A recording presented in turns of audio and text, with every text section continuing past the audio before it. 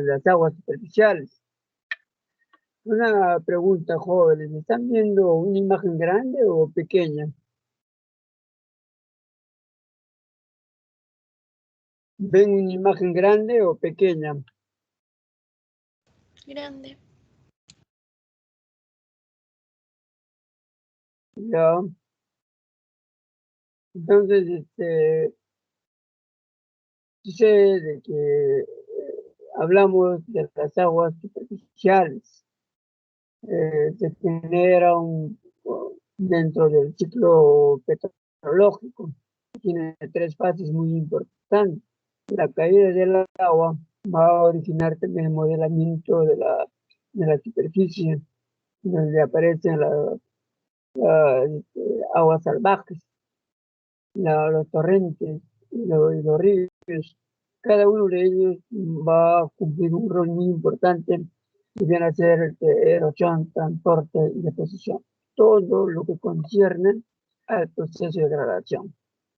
Entonces, sucede también de que cuando hay mucha precipitación o cuando hay bastante, hay agua, el volumen de agua, los cubos de agua aumentan. Y si en algún sector de los conductos o superficiales, en los sectores del río, hay una fragmentación, esto va a hacer que se ingrese el agua hacia el interior. Cuando ingrese el agua al interior, se van a formar unos embalses subterráneos, los cuales van a ser las aguas subterráneas. Entonces, hablamos de la acción erosiva de las aguas superficiales. No olvidemos de que la acción erosiva empieza con el arranque hidráulico, la abrasión o corrosión, también hay corrosión o disolución, y finalmente también hay atracción.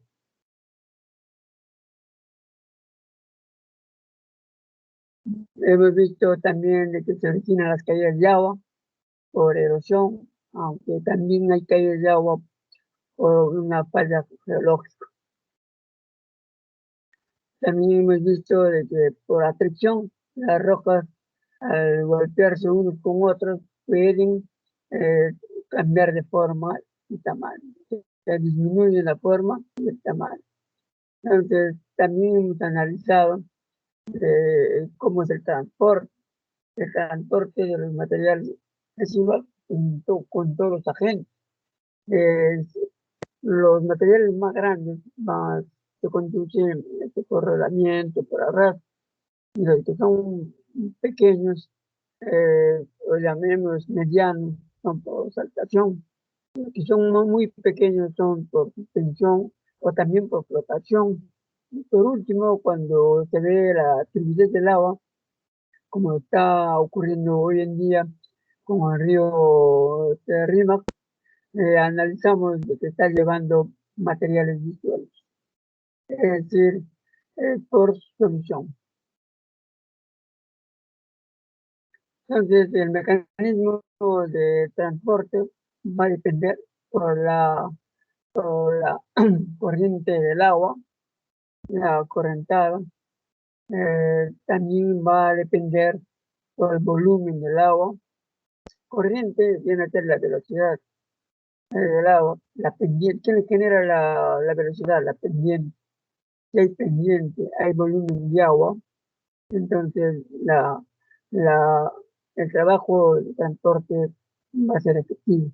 Pero si hay baja pendiente, bajo nivel de agua, el trabajo de transporte se va a limitar a generar a partir de ahí la deposición de materiales. Entonces, la acción de deposición de las aguas superficiales se debe más que todo por el nivel del agua, pérdida de fuerza y baja pendiente. La deposición se efectúa en todo el tramo. En la parte de la selva peruana hemos visto casos en que hay ríos que que tiene unos islotes por la parte central del cauce. Esos islotes hace de que denota de que cuando hay bastante agua, desaparece. Cuando disminuye, aparece lo que es el islote. Están formados por grava, granillas, una serie de materiales de diferentes tamaños. En un análisis geométrico encontramos arenas. También en algunos casos hay soluciones como precipitaciones químicas. Todo nos va a dar una formación de terrazas. Terrazas son las que se mantienen a los costados, eh, y esto son como tipo una gradería. Antes el río abarcaba mayor cauce, mayor anchamiento. Lo que sucede es de que a medida que va disminuyendo el volumen de agua, ya sea, puede ser por estación o por la contaminación ambiental, va a suceder que se generen las terrazas. Entonces hay terrazas de primer nivel, terrazas de segundo nivel, pero por orden de antigüedad, las terrazas que están en el segundo nivel son los más antiguos y los que están en el primer nivel son los más recientes. Entonces, vemos acá los islotes de los conos directivos, se llaman así conos directivos cuando al finalizar los torrentes o al finalizar las aguas salvajes o al culminar al llegar a la desembocadura del río, ahí también se forman los conos directivos. Y esos conos directivos están dados por el delta y el estuario. Entonces, hay playas de inundación. Cada vez que hay un meandro en algún codo se forma un espacio que tiene está acumulado por rocas o baladas, arenas, limos, y el río ha descendido su volumen. Entonces, es aprovechable como si fuese una playa, pero cuando crece el volumen, ya desaparece. Por eso se lo conoce con nombre de playa de inundación. La desembocadura de los torrentes, las aguas salvajes, va a diferir en función al tamaño. En las aguas salvajes también se llama cono directivo, en los torrentes cono directivo. En la desembocadura de los ríos toman dos nombres, estuario y delta. Entonces, el delta puede ramificar, bifurcar en varios brazos, de tal manera de que alcance a depositar el agua y separar una parte que está formado por rocas o por suelos. Entonces, hasta ahí habíamos llegado a la clase pasada. Ahora vamos a hablar de la acción geológica de las aguas subterráneas. Eh, En nuestra faja costera del territorio nacional tenemos bastante agua subterránea. También hay en la sierra, en la sierra. Entonces diremos que el Perú posee buena cantidad de aguas subterráneas. Eh, Respecto al origen de las aguas subterráneas, se debe tomar en cuenta de que son depósitos que se han formado debajo de la superficie. Eh, Se supone que cuando hubo o hay actividad magmática, el magma, que es un material disuelto, que tiene sus elementos esenciales, va acompañado de materiales volátiles por factores de presión y temperaturas elevadas, tiende a desplazarse con presión a la superficie, llevando consigo gran cantidad de vapor de agua. A medida que va desplazándose, se va enfriando el magma, entonces el agua que está en forma de gas se va a convertir en agua líquida y va a ser atrapada por los poros, por las grietas de las rocas. En algunos casos van a formar unos embalses subterráneos. En otro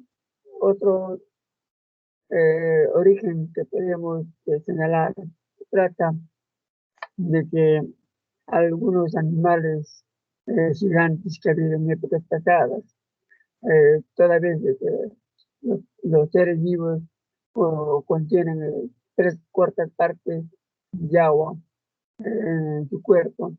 Entonces también se supone que esos fósiles, sean de plantas o animales, tienen agua y al morir han sido taponados por otros cuerpos de suelos cerrados y dejando en el interior el agua. Lo que hoy en día, cuando se hace una explotación de hidrocarburos, se va a encontrar mezclado con agua. Eh, es una de las posibilidades. También se dice de que cuando hay depósitos de agua, como el caso de las lagunas, de los lagos, de los océanos, en los fondos, por la actividad sísmica, hay ciertas fracturas, ingresa el agua hacia el interior, pero este ingreso está limitado porque a medida que ingresa también, como hay el grado geotérmico en el interior, no le permite seguir avanzando. El calor lo hace regresar al agua en forma de vapor, entonces se detiene en algún lugar, formando los depósitos. Y estos depósitos que se forman debajo de los ríos, llama, de los ríos o de la base de, los, de la laguna, de los océanos, son aguas cognatas, o también llamado aguas guardadas o aguas fósiles. O sea, tenemos dos orígenes. Y un tercer origen eh, eh, puede ser determinada por la actividad de la precipitación. Cuando llueve bastante, ingresa el agua a las fisuras que tienen las rocas o los suelos, ingresa hacia el interior y son retenidas eh, por, por algunos cuerpos vacíos. Entonces, también diremos de que las aguas subterráneas tienen tres orígenes: meteóricas por las precipitaciones, fósiles porque son aguas guardadas o con natas, y también tenemos por la actividad magmática que se llama aguas vírgenes o aguas juveniles o magmáticas. Esos son los tres orígenes. Pero también podemos analizar otros casos respecto del agua subterránea. El agua subterránea se puede encontrar a diferentes niveles, tales así de que si uno escarba en la zona de Lima, o como el caso de Puente Piedra, o en otros lugares, se va a encontrar agua subterránea a 1 metro, a 1 metro, 1,50 m. Entonces, en el lugar donde circula el agua se le llama napa freática. Circulan sobre rocas, como el caso de la arcilla, que es impermeable. Entonces, hace que el agua circule por ahí. Del maíz y del esquisto también se suele observar.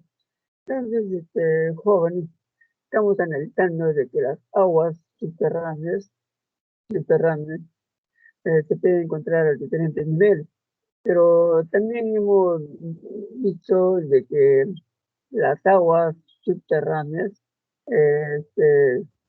también tienen dos niveles. En el primer nivel, jóvenes, en el primer nivel son sin mayor movilidad porque hay algunas grietas que están en contacto con el oxígeno. Entonces se llama zona de aireación. Y circula esas aguas con unas rocas permeables, que puede ser por arenisca los conglomerados. Una vez que pasa el agua o se satura, empieza a gotear hacia la parte más profunda que vendría a ser, que vendría a ser la, la zona de saturación, donde el agua por presión puede moverse. Entonces el agua de alguna manera llega a la superficie de la Tierra, aparece en algunos lugares por la ruptura de su conducto o en este caso por las fallas geológicas que se dan y aparecen como se conoce el nombre de artesianos, son los pozos artesianos. Son como una especie de embudo por donde sale el agua y de acuerdo al lugar donde sale por una ladera de un cerro, también va a tener su nombre, eh, son manantial de ladera y sale cerca de un río, manantial de valle. Entonces tenemos manantial de valle y manantial de ladera. Ahora, si el agua subterránea está en contacto con una zona que está en cristalización, entonces va a suceder también que el agua alcance una temperatura tal que se convierte en aguas termales. Y no solamente puede darse porque está cerca a un cuerpo magmático, también no olvidemos, jóvenes, de que puede darse por el calor propio que tiene la Tierra, el grado que entonces, a medida que va circulando el agua de debajo de la superficie, también va lavando, va disolviendo. Entonces, se va a encontrar con rocas, suelos, o con diferentes composiciones químicas. Entonces, es por ello de que cuando se encuentran a las aguas termales, contienen alguna composición, y esa composición, según los moradores, lo consideran como medicinales. Todo depende cómo es el tipo de agua que se puede encontrar. Entonces, todas las aguas que se encuentran debajo de la superficie se denominan eh, superficial o embalse o hidrosubterráneo o hidrogeológico.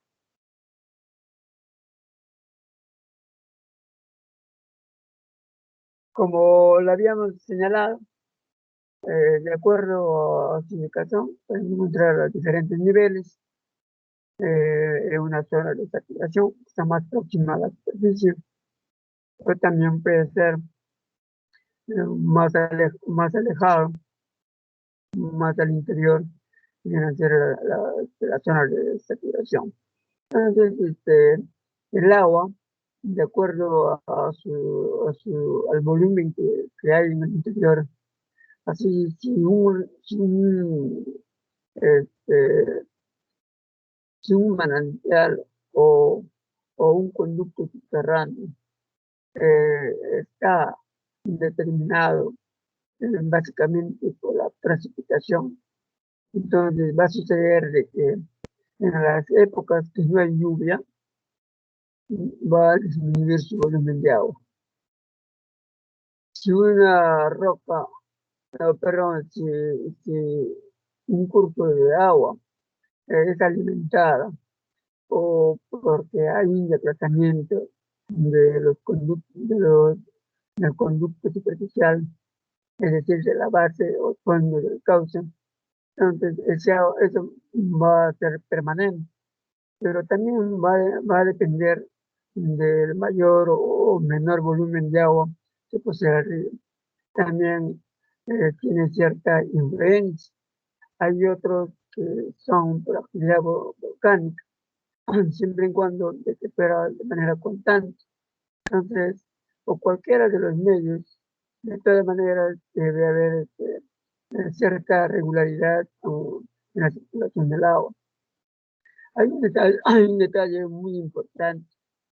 A veces en las aguas subterráneas se puede ir directamente al mar, se puede vertir sus aguas directamente a los ríos, eh, otros desaparecen por ahí. Solo se observa de que en algunas partes vemos vegetación permanente, constante. Entonces, prueba de que hay, hay agua subterránea. Sucedió un caso por la zona de San Pedro de Cajas, cerca de San Pedro de Cajas, por Alcamayo. No sé si con ustedes viajamos a, a, a ver Huagapo, fue Huagapo, el conducto subterráneo. Sucedió de que en algún sector, como casi toda la zona es subterránea, uno llega a San Pedro de Cajas también es subterráneo, por eso hay agua subterránea salina, porque, como le dije, hay agua, el agua está pasando por algunas rocas o por suelos que tienen sales, entonces lo va lavando y esa sal llega a la superficie en forma disuelta y es por eso que le denominan pozos de sal. Sucedió de que hay unas empresas de agua gaseosa. La mayoría de las empresas de agua gaseosa son tienen aguas subterráneas. Por ejemplo, tenemos agua San Mateo. El agua San Mateo es un agua subterránea. Está cerca a Ticre, los San Mateo del Banchor. Y no es como otros que venden agua de diferentes nombres. No sabemos cuál será su procedencia. Sí, yo he visto la planta, están trabajando de manera constante en San Mateo. Es la única que me ha llamado bastante la atención y estaba mineralizada, tiene bastantes elementos.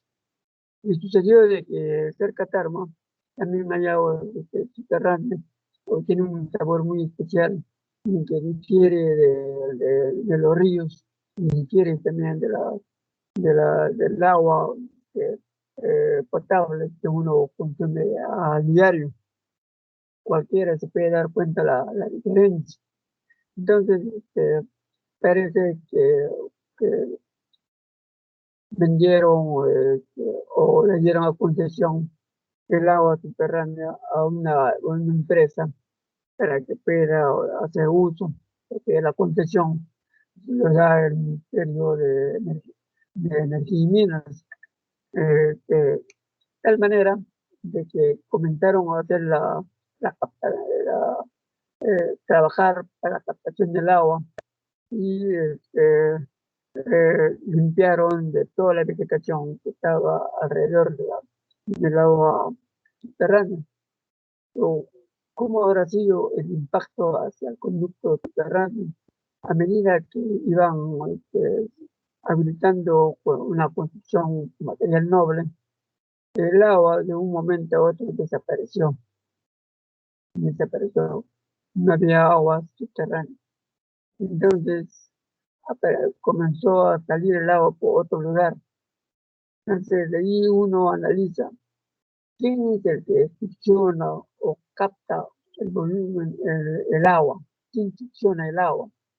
Si desde el fondo hacia afuera, quién lo succiona, quién absorbe el agua, quién chupa el agua, son las raíces de las plantas. Las plantas son los que lo jalan el agua. Al ver que lo jalan, el agua viene solito.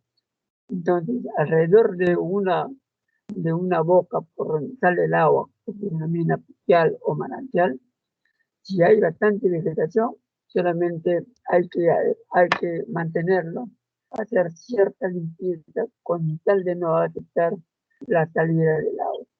Ustedes cortan un árbol que está junto a un conducto subterráneo, ya no va a salir el agua. Es igualito.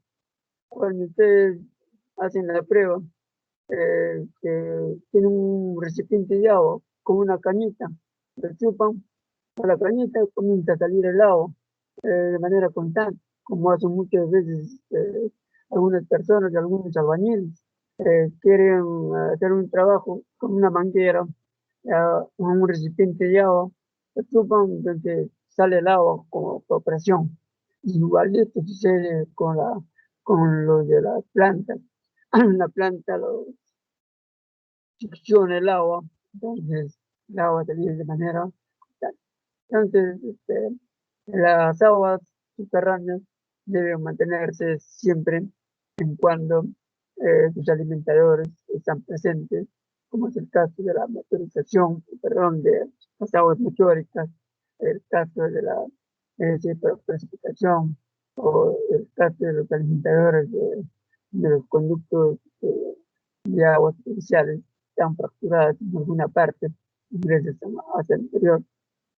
Por eso también se supone de que el agua de, de- de la cueva o agapo es alimentada ya sea por un río o si no es alimentada por una laguna. Es decir, que hay una laguna que está más próxima, tiene alguna fisura en el interior y ese agua llega hacia el conducto subterráneo y por eso tiene agua de manera constante. No hay otra posibilidad que puede haber ocurrido.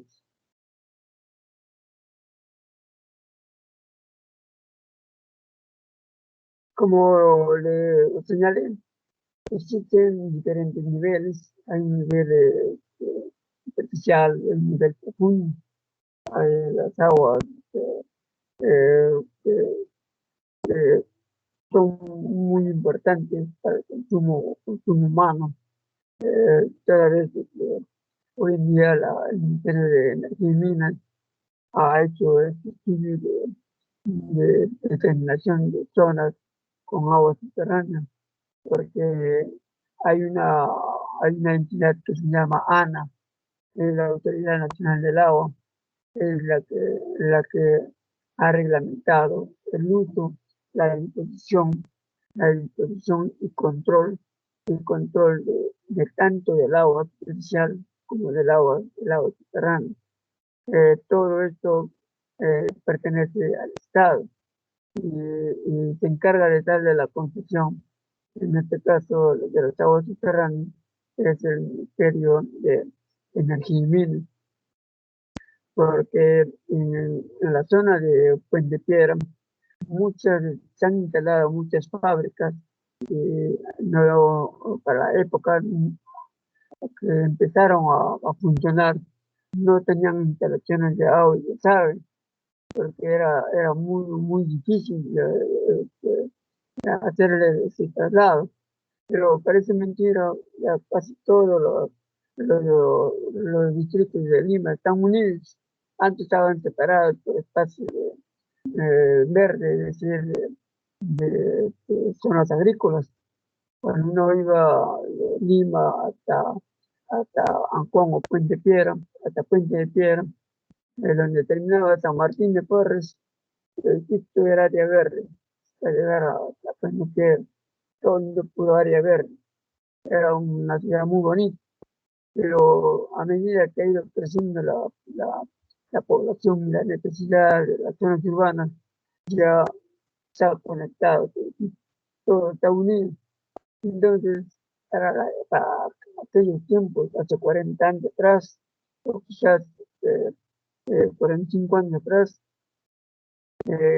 había eh, espacios libres. Entonces, lo único que les quedaba eh, a esas instalaciones de las fábricas estaban, para esa época estaban bien ubicadas, para que el humo, la bulla, el movimiento de operación no afectaba a nadie.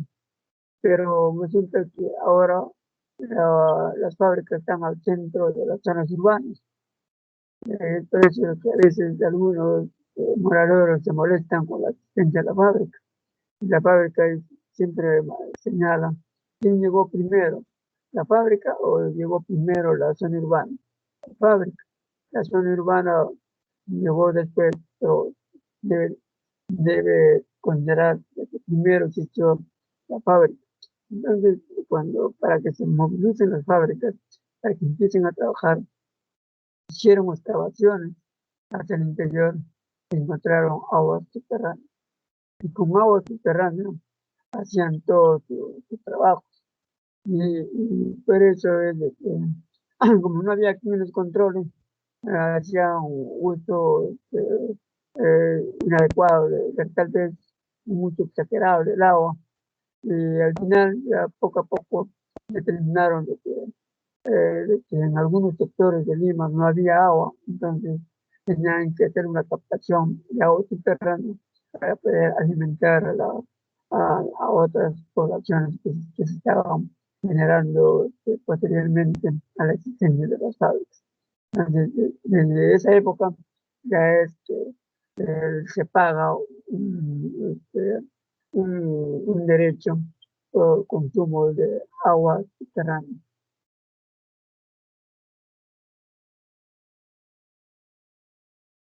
Entonces, viendo hacia el interior o su ubicación, vamos a considerar dos tipos de agua. Agua suspendidas, badosas o colgadas. Se dice que se encuentran a escasa profundidad en una zona de aireación, que circulan sobre capas de rocas permeables, como son areniscas y conglomerados. Entonces, cuando cierta que son aguas sostenibles. Cuando te encuentras a mayor profundidad, puede ser de que haya desaparecido las aguas suspendidas, baldosas, colgadas, y encontramos las aguas freáticas o someras vienen a circular por la napa freática. Se acostumbra a decir napa freática o por la capa, por, por el fondo, por el cauce, donde circula el agua este, subterránea.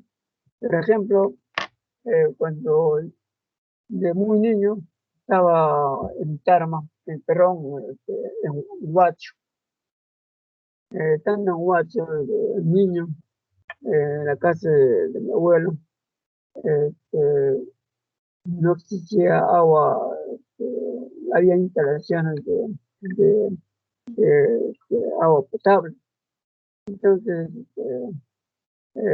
cerca a la campiña, en Huacho, de la casa de mi abuelo, había un pozo, y en ese pozo estaba debidamente instalado, había un balde, había este, un rodaje que existían eh, en unos parantes tipo arco, por donde se podía trasladar la soga. Pues había una tobilla y de acuerdo al volumen de agua que recogía, tenía que hacer la fuerza. Como éramos niños, estuvimos así, jalados, ¿no? El balde de agua. Primero hacíamos que el balde se eche a un costado y allí cuando recibía la cantidad de agua íbamos jalando. De tal manera que aprovechábamos el agua. Los baños eran baños ciegos, porque no había instalación de agua, ¿sabes? Hoy en día, con las construcciones que se han dado de manera continua, han aparecido edificios, han hecho eh, profundos bases, ha desaparecido el agua subterránea. Ya no existe. Yo extraño el agua subterránea, pero ya no existe, ya desapareció el pozo, desapareció las aguas subterráneas. Lo mismo también sucede que cuando hay construcciones, se corta el conducto de agua. Es el caso de todo lo que es el acantilado marino de la Costa Verde. Cuando uno pasea por ahí o camina o se traslada por esos lugares, a veces encontramos algunos tubos, unos son tubos de agua y otros son unos tubos de transporte de lámparas de luz. Y sucede de que habían instalado algunos tubos en muchos sectores. Estamos hablando de épocas muy antiguas, donde por ahí salía el agua en forma de chorros. Entonces, como las personas se iban a la playa, se bañaban y aprovechaban las aguas subterráneas para volver a lavarse. Y era muy interesante. Pero como habían bastantes chorros de agua en ese lugar, entonces comenzaron a denominar chorrillos. De ahí viene el nombre de chorrillos, que son por chorros de agua. Entonces, como han aparecido por todos los sectores construcciones modernas con, con, con profundos excavaciones que se han hecho para sentar la base, las columnas, ha ido desapareciendo el agua subterránea. Han matado todas las plantas que habían ahí. Creo yo de que si en todo ese sector de la Costa Verde no se hubiesen construido edificaciones desde la zona del Callao hasta Chorrillos, y con el agua subterránea hubiera, todo hubiese sido lo que se llamaba Costa Verde. Justamente se denominó Costa Verde porque había vegetación, pero se han construido edificaciones, ha desaparecido el área verde. Entonces, por ende, ha desaparecido también las aguas subterráneas. No hay. Entonces, cómo se puede pedir de que esos acantilados eh, eh, no se mantienen de manera estable si no hay vegetación?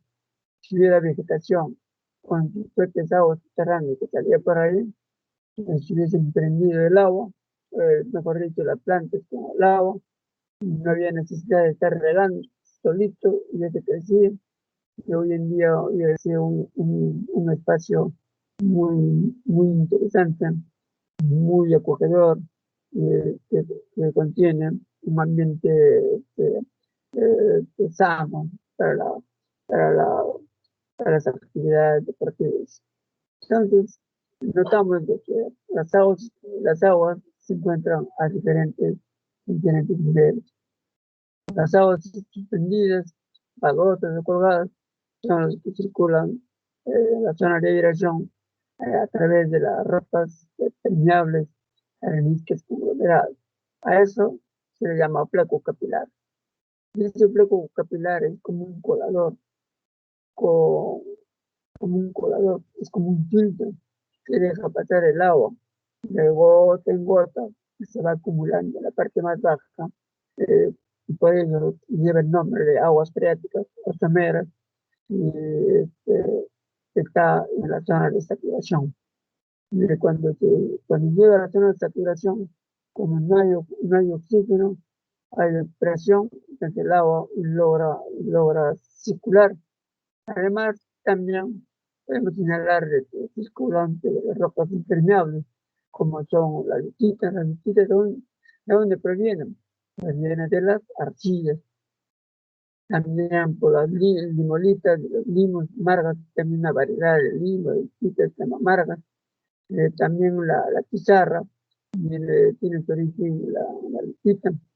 El Ney tiene su origen en una ropa ígnea.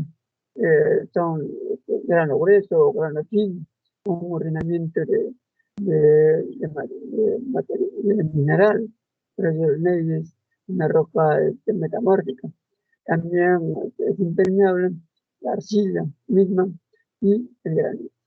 Entonces, encontramos agua a diferentes niveles que circulan en rocas permeables o impermeables.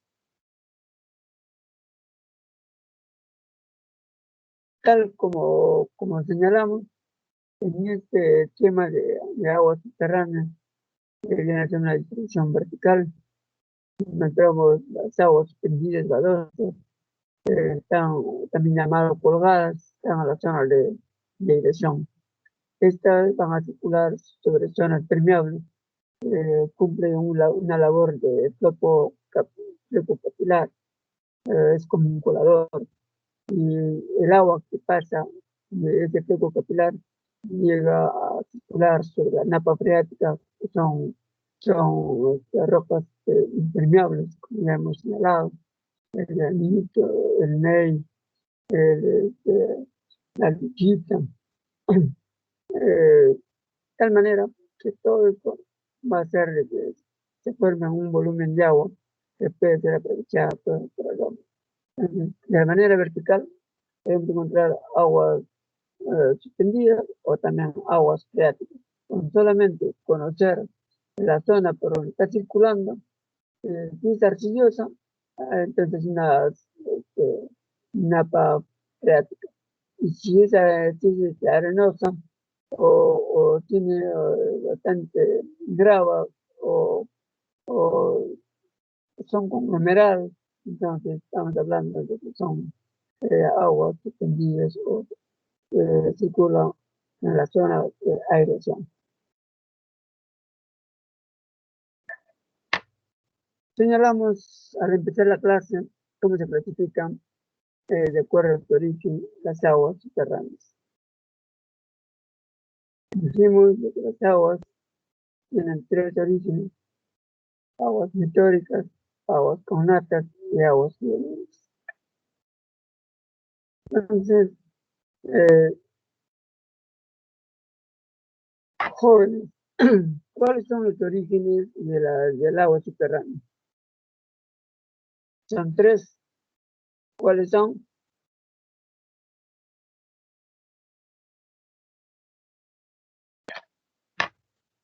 A ver, jóvenes, ¿cuáles son los orígenes de las aguas subterráneas?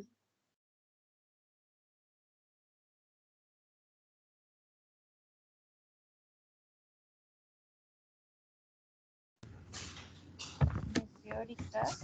Lluvia. Claro, entonces tenemos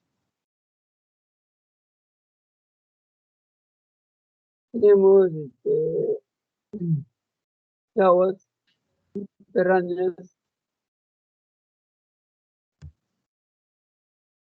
eh, eh, por ejemplo, jóvenes, podemos señalar lo siguiente: las aguas subterráneas tienen tres orígenes: meteóricas, donde hay bastante precipitación, se aprovecha eh, así como ha dicho su compañero, se aprovecha la cantidad de agua a través de los poros, las grietas que ingresan hacia el interior. Aguas con nata o de perlación o de fósiles son las aguas que están guardadas, que se encuentran debajo de los, eh, de los cauces de aguas superficiales, o también debajo de las bases de las lagunas o de los océanos, que también alimentan al embalse subterráneo. Otros vienen a ser las aguas juveniles, vírgenes magmáticas, que se ha dado durante la actividad magmática, es decir, la explosión del magma. Hoy en día hay algunos volcanes que están entrando en actividad. Quiere decir que cuando expulsan sus, sus elementos, van a ser sólidos, líquidos y gaseosos. Entonces, el agua subterránea va a realizar tres trabajos muy importantes. Uno de los trabajos es la actividad erosiva. Dentro de la actividad erosiva, si comparamos con las aguas superficiales, solamente la actividad erosiva de las subterráneas va a ser la corrosión o disolución. Es decir, las aguas carbonatadas logran disolver o a las rocas con las que entran en contacto. Si encuentra bastante caliza, caliza o dolomita o calcita, lo va a disolver de tal manera de que le va a formar el paisaje kárstico, o también llamado la topografía kárstica. Y puede darse el caso de que se forme en el interior un paisaje kárstico, y si el agua eh, rompe las paredes, eh, produce una ventana, escapa el agua por algún sector, se vuelve como un manantial. Y si en el lugar por donde sale el agua, que es un manantial, se encuentra también las calizas, lo va a afectar, lo va a este, disolver. Entonces, de tal manera va a haber la topografía kártica subterránea y topografía kártica superficial. Cuando vemos la topografía kártica subterránea, encontramos los elementos de la estalactita. Los sobrantes de la estalactita son las estalamitas. Y la estalactita y las estalamitas se unen, forman columnas, siempre y cuando que sea de manera regular. Y tiene una característica irregular, abultada por diferentes lados, entonces se denominan el chip. Ahora, si las aguas carbonatadas afectan a las calizas que se encuentran sobre la superficie, se va a ver lo, de manera acanalada, como si fuera una calamina que se ha tendido sobre el lugar y circula en ella el agua, entonces se denomina la pieza. Son términos que han utilizado en otros países, como el caso de Francia. Entonces, el transporte que realiza el agua es por disolución. Se van a formar en algunos sectores una terraza travertina por la deposición.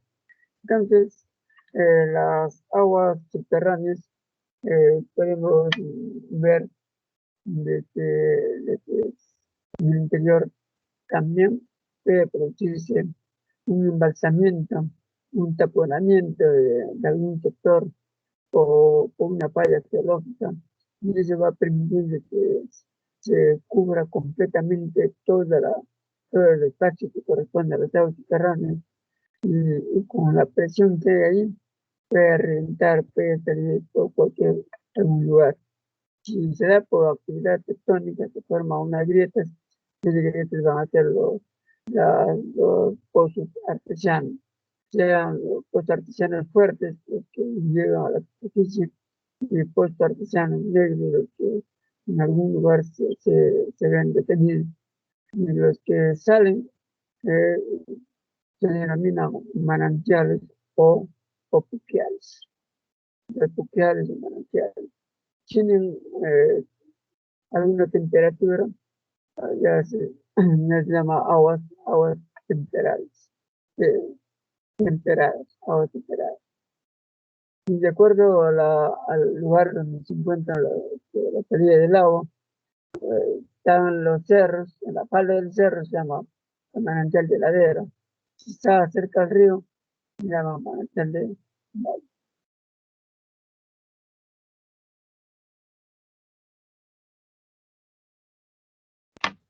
Otro tema también que es muy importante son las opciones geológicas de las aguas de los glaciares. Nuestro territorio nacional tiene muchas zonas con glaciares, pero está disminuyendo o está retrocediendo por el calentamiento global. Entonces, hablar de glaciar es un tema muy, muy importante. Yo creo que lo va a ser para los ingenieros ambientales, porque a medida que avanza la contaminación, también avanza la desaparición de los glaciares. Si se detiene la contaminación, siempre y cuando que hay voluntad política y voluntad de cada uno de los habitantes, creemos que podemos alcanzar a mantener los glaciares, porque ellos de alguna manera son los que regulan también la temperatura. Regulan la temperatura. Porque si desaparecen los glaciares, desaparecen, aumenta el volumen en los océanos. Pero los océanos, parece mentira, están disminuyendo su volumen, su espacio de, de, de captación de agua. En razón de que a medida que va pasando el tiempo, se va sedimentando en los fondos de los océanos gran cantidad de material. Poco a poco se va acumulando y va levantando el agua. Y el agua cuando se levante y llega hacia los bordes continentales. Y si hay una deshidratación de todos los espacios donde se encuentran los glaciares, eh, eleva eleva su nivel.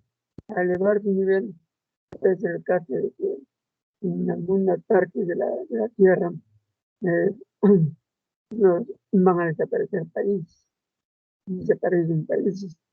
Entonces, es una cosa muy, muy compleja hablar de los glaciares, pero todo depende de nosotros. Nosotros queremos que nuestros hijos, nuestros nietos, lleguen a conocer los glaciares del Perú. Tenemos que preocuparnos. Pero si dejamos que se siga contaminando, solamente hablar de glaciares será como un cuento, sin decir, decir que en tal sector hubo glaciar, no tendrían mayor imaginación las generaciones de venideras. Entonces, el glaciar es una masa de hielo que se caracteriza por tener diferentes grosores o volúmenes y ocupan grandes espacios, están sometidos a 0 grados, eh, a 0 grados de temperatura, de tal manera que los glaciares se han dividido en las laderas, en las que son montañas, sea los nevados, en los casquetes polares, también hay los iceberg en algunos mares y océanos. Todo es una maravilla.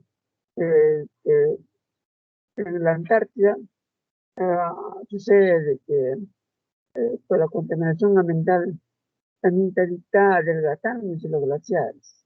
No solamente los glaciares desaparecen, ah, va perdiendo espacio de terreno, sino también va perdiendo espacio de grosor, de potencia, se va adelgazando. Cuando llega a adelgazarse más, va a ser más débil para los rayos solares o el calentamiento global.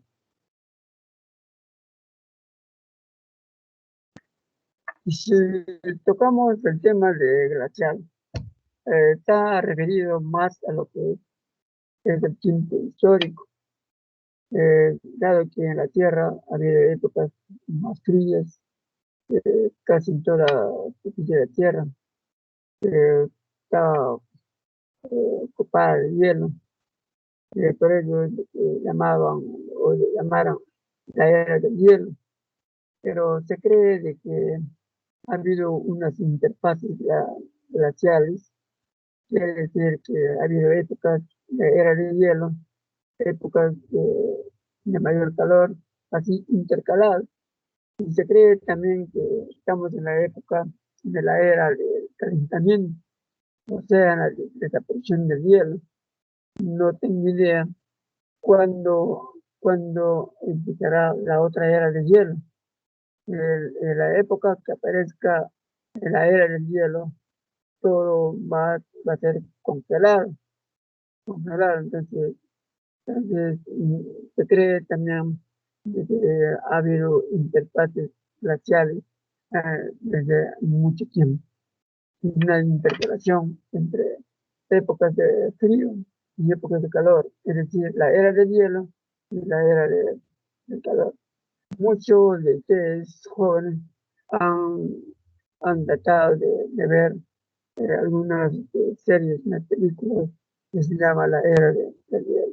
Ahí habla con bastante imaginación lo que podría ser una época con muchas características, cambiaría el ritmo de vida de todos los pobladores.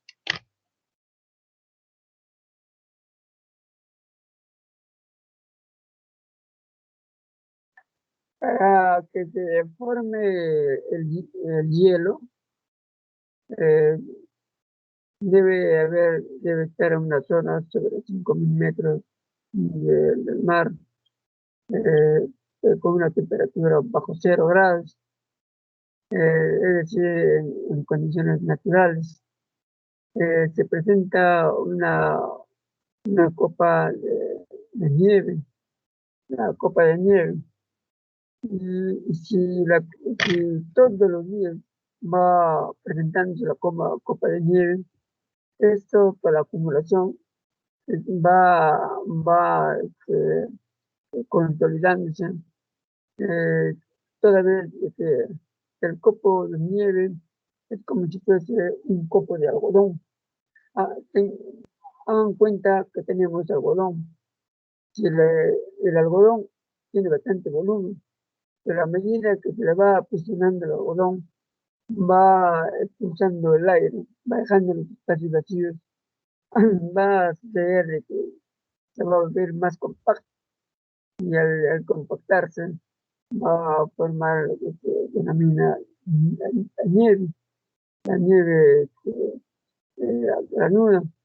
Entonces, quiere decir que la acumulación de copos de neviza, hace perdón, de nieve, hace de que se tiene que expulsar el aire. Una vez que se expulsa el aire, se va compactando. Quiere decir que la formación del hielo va a ser la mayor coherencia o consolidación o desaparición del aire, que se hace más compacto. Entonces, una vez que ya pasa de los conos de nieve, pasa a una nieve granuda, después pasa a la neviza, y de la neviza se ve algo cristalizado, que vendría a ser el hielo glacial. Así es que se forma. ¿Cuánto tiempo pasará para formarse? No lo sabemos, no lo sabemos. ¿Y de qué manera afectamos nosotros a los glaciares? Uno, mediante la contaminación que se genera a nivel de la tierra. Otro es cuando las personas que visitan algunos glaciares tratan de desprender los bloques. Y al desprender los bloques, llevarlo a algún lugar, también se va disminuyendo el volumen de ese material. Algunos dicen, vamos a hacer una raspadilla o un chipete o algo, y vamos a un trozo de rock, de hielo. Pero, ¿qué va a suceder? esa porción se va a disolver rápido. Entonces quiere decir que va a estar en una zona de ablación, de la disolución del hielo.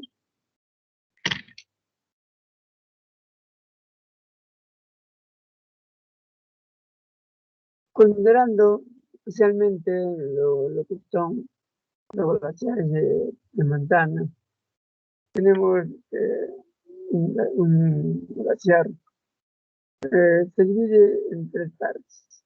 El Circus glaciar vendría a ser la parte superior, así como hicimos con las aguas subterráneas, dividimos en tres partes.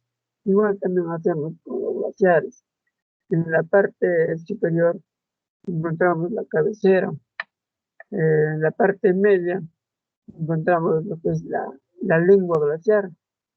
Y el más alejado vendría a ser la zona de ablación. Zona de ablación. Los glaciares tienen tres partes importantes. Cabecera, conocido como circo glaciar. La parte intermedia viene a ser la, la lengua glaciar y, más alejado sería la zona de ablación.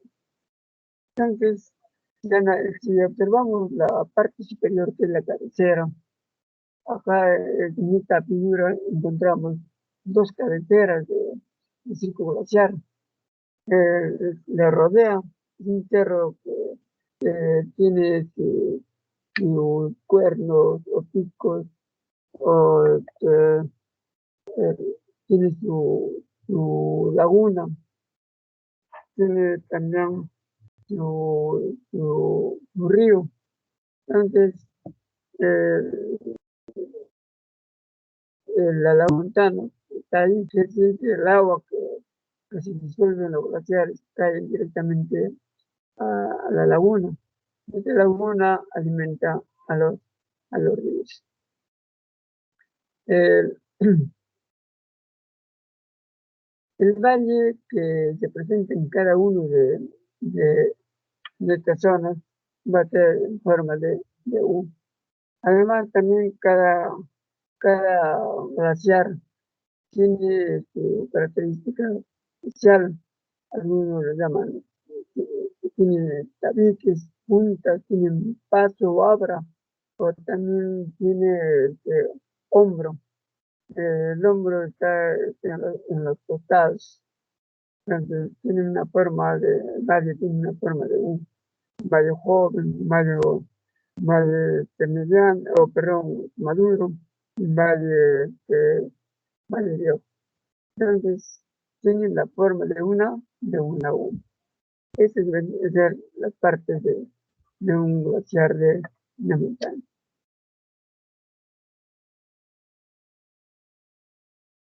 Para tener idea más o menos, comparando con un valle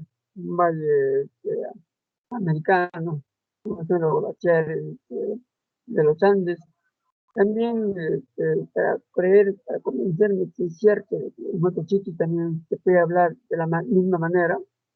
Eh, Se ha visto de que en los Alpes también se presentan las mismas características, el círculo glaciar, la lengua glaciar, también algunos llaman al frente o si no la zona de ablación, en los cuales se puede observar las partes de ladera, la parte central y la parte frontal.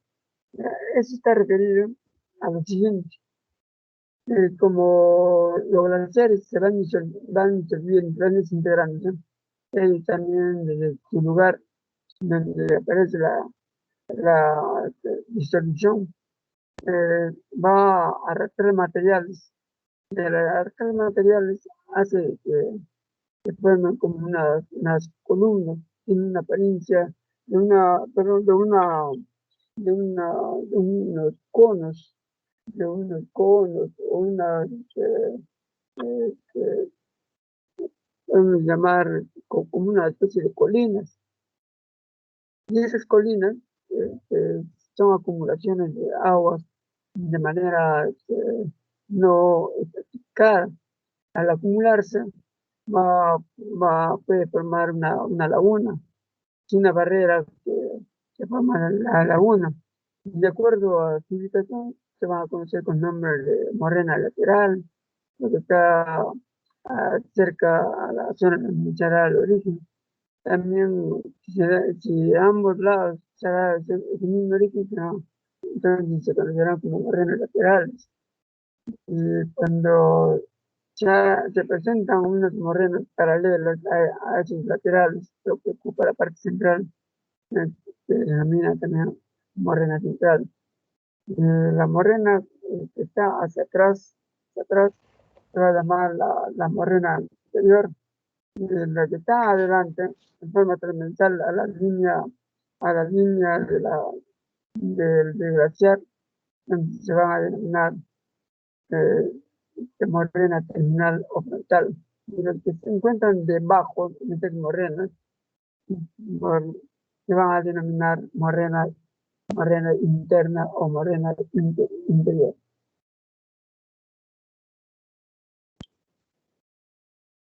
Entonces, la sangre glaciar, como cualquier otro cuerpo, también hace arranque glaciar. Eh, los bloques que se desprenden pueden atrapar, arrancar materiales y eso también transportarlo. Y esas rocas que sean transportadas van a afectar también a otras superficies. Y este acto de afectación a otras superficies, de raspado o de fragmentar a otras rocas, se denomina como abrasión glacial. Abrasión glacial. Y el otro vendría a ser la fricción glacial. Sucede que cuando se cae pasando el bloque de hielo, también lleva consigo algunos fragmentos de rocas. A medida que va girando o va desplazándose el glaciar, las rocas que están en el interior de ese cuerpo van a colisionar entre sí. De tal manera que al finalizar se va a encontrar harinas de roca. Se denominan harinas de roca. Vemos acá cómo son las características de la superficie glaciar. Hay una zona de acumulación donde, donde hay diferencia de masas. Hay una línea de equilibrio. También hay una zona de evasión o pérdida de masa de agua.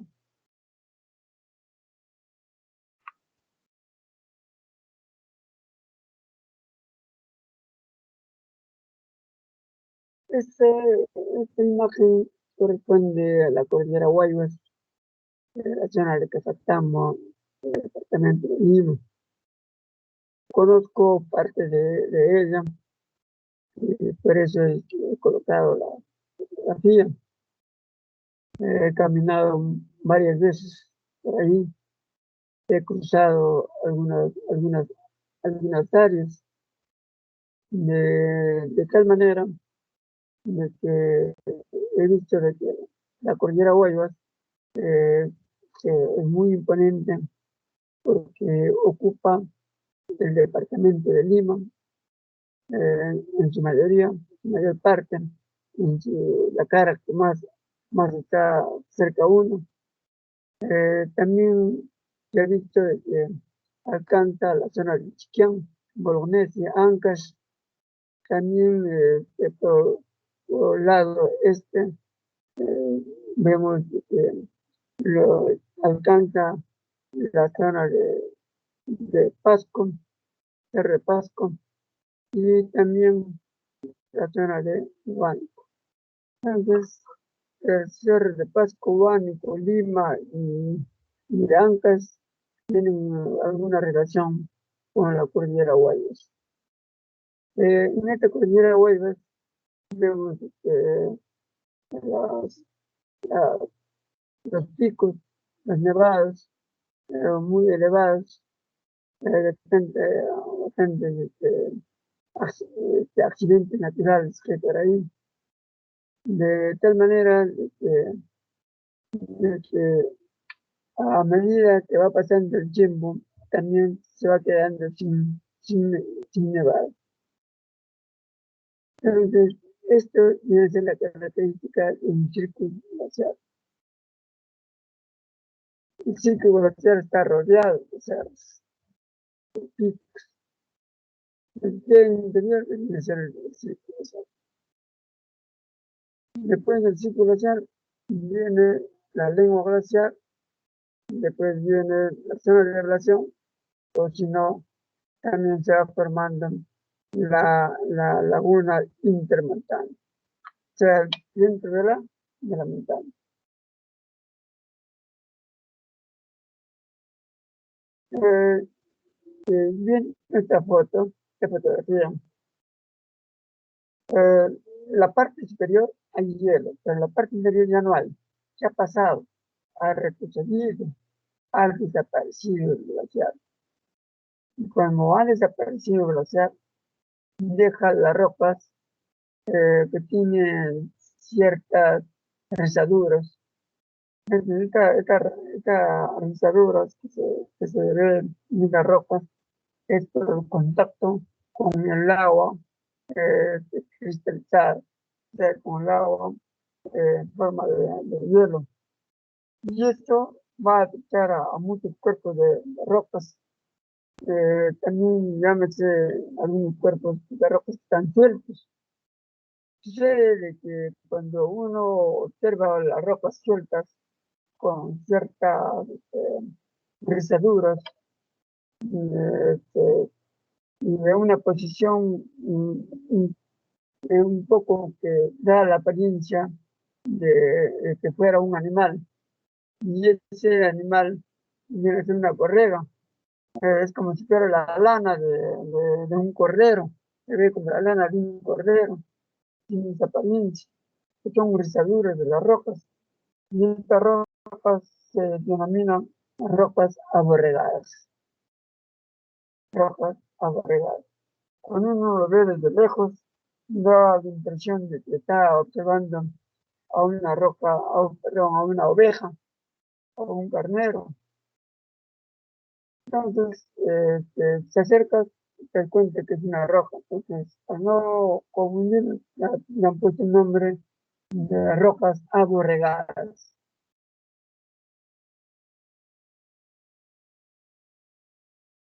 El, el proceso de transporte en los glaciares suele realizarse de la siguiente manera.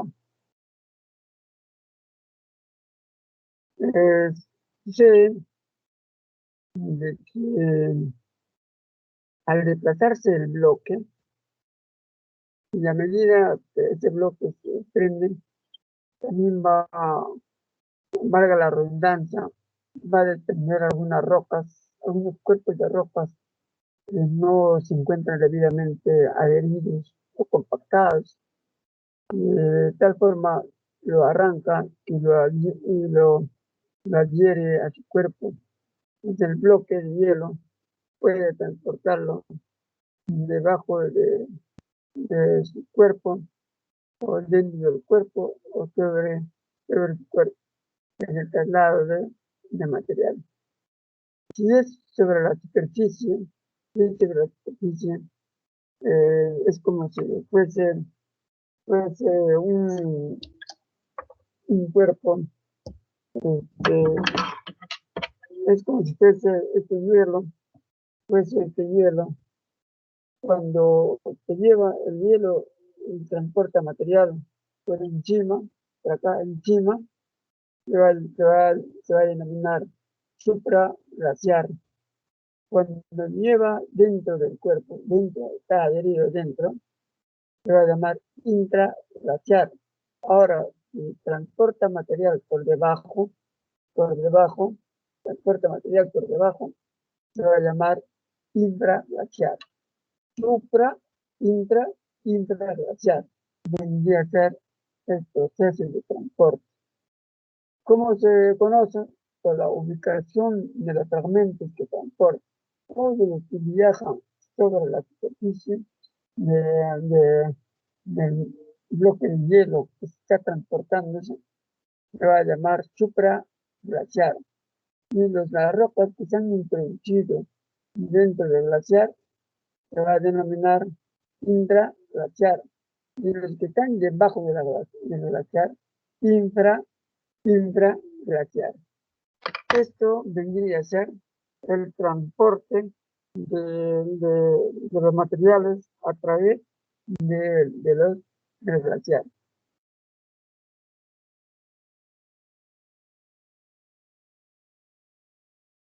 Entonces, también estamos observando de que la deposición de materiales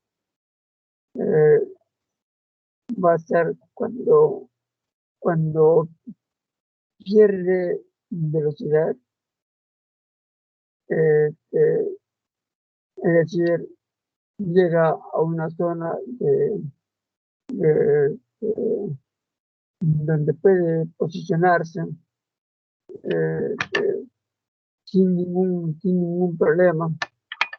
Ahí cae al campo de la ablación. En este campo de la ablación se va a disolver el hielo. Al disolverse va a hacer que también los materiales sean transportados hasta cierta parte.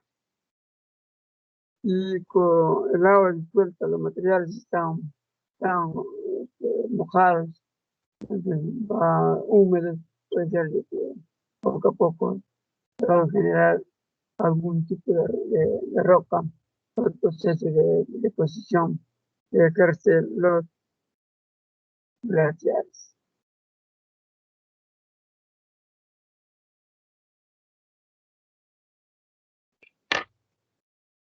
¿Cuáles son los resultantes de la deposición? Los glaciares realizan dos tipos de deposición. La deposición estratificada, es decir, ordenada, clasificada los materiales, y la deposición no estratificada, es decir, presentan materiales heterogéneos o heterométricos. En cambio, cuando es clasificado, eh, eh, son, forman unas capas, unos estratos con intercalación de grosor de los diferentes tipos de rocas. Hay un caso de las no estratificadas, vienen a ser las morenas. Las morenas son como unas colinas que tienen la apariencia del lomo de algún animal cuadrúpedo, más o menos así, de que se va ubicándose dentro del valle glaciar, tomando diferentes posiciones, ya sea al centro o al costado, atrás, adelante o debajo de la superficie. De tal manera que en algunos casos las morenas han formado las lagunas, los embalses. Esos embalses se han formado porque la morena sirve de contención. Está formado por la contención, va a haber una pequeña laguna. Ahora, de las estratificadas, hay varios, entre ellos los más importantes.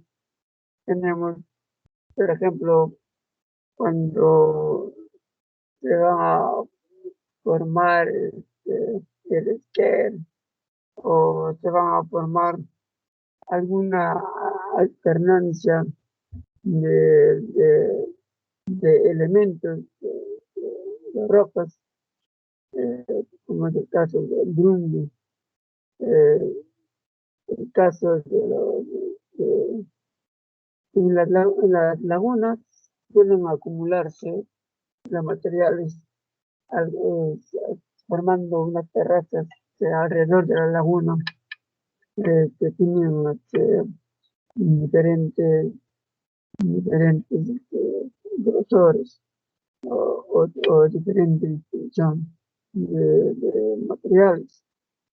Sucede de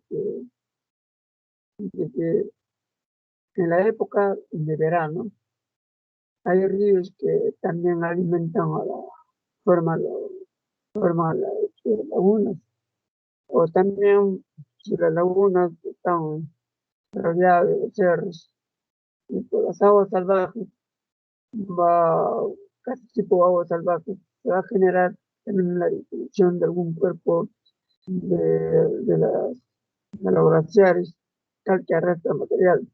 Entonces se va a ver en las algunas capas en épocas de verano, que son capas gruesas, y en épocas de invierno, capas de grano fino. El otro, en esta época de verano, grano grueso, en época de invierno, grano fino. Entonces se va a notar una, una alternancia de material cerca a, los, a las lagunas o lagos.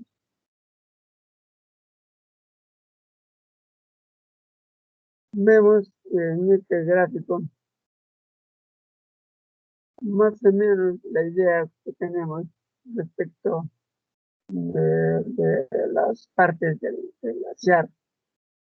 Cuando se encuentran rodeados de los cerros o de picos elevados, van a ser lo que se conocen con el nombre de círculo glaciar, un círculo glaciar. Y más da la apariencia que fuese la boca de una persona. La garganta, toda esa parte que tenemos ahí, vendría a ser lo lo que es el círculo glaciar. Después la parte de la lengua vendría a ser la lengua glaciar.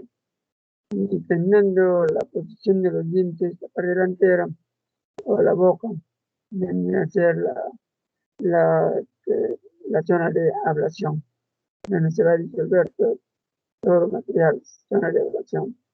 Entonces, de acuerdo a la posición que hemos visto, eh, clasificamos en morrenas internas, morrenas anteriores, morrenas frontales y terminales, morrenas laterales y morrenas centrales. Vemos otro capítulo más rapidito, tenemos 10 minutos, ¿no? La acción geológica de los vientos. Hemos dicho de que los vientos se generan por los cambios de la temperatura, también se debe por las variaciones de las presiones, también incluye el movimiento de rotación que cumple la Tierra. Entonces, el viento, de acuerdo al lugar donde se realiza incidencia, se van a denominar vientos planetarios o vientos continentales y vientos locales. Ahora, también dependiendo de los ambientes donde se realizan, ahí tenemos los vientos alisios, también vemos los contralisios, los vientos los ciclones, una serie de vientos que influyen de acuerdo al lugar. Todo se debe conocer en el recorrido que se realiza. La corriente del aire es importante conocerlo porque nos puede permitir orientarnos con respecto a las ventanas de las viviendas. ¿Qué pasa si todos los días se golpea la parte de la ventana? Si golpea la parte de la ventana, quiere decir que es una cuestión que no corresponde, va a afectar al poblador. Entonces, se ha tomado como algunos instrumentos, tanto para medir la velocidad, como es el caso del anemómetro, la dirección, viene a ser la veleta. Esos dos instrumentos son importantísimos en lo que respecta a los vientos. Además, los vientos se pueden utilizar como una energía limpia. Entonces, el proceso erosivo del viento va a ser como un soplo, va a limpiar, va a barrer y va a dejarlo, especialmente los granos finos, va a hacer de que se forme una, una zona una zona este, degradada, limpia.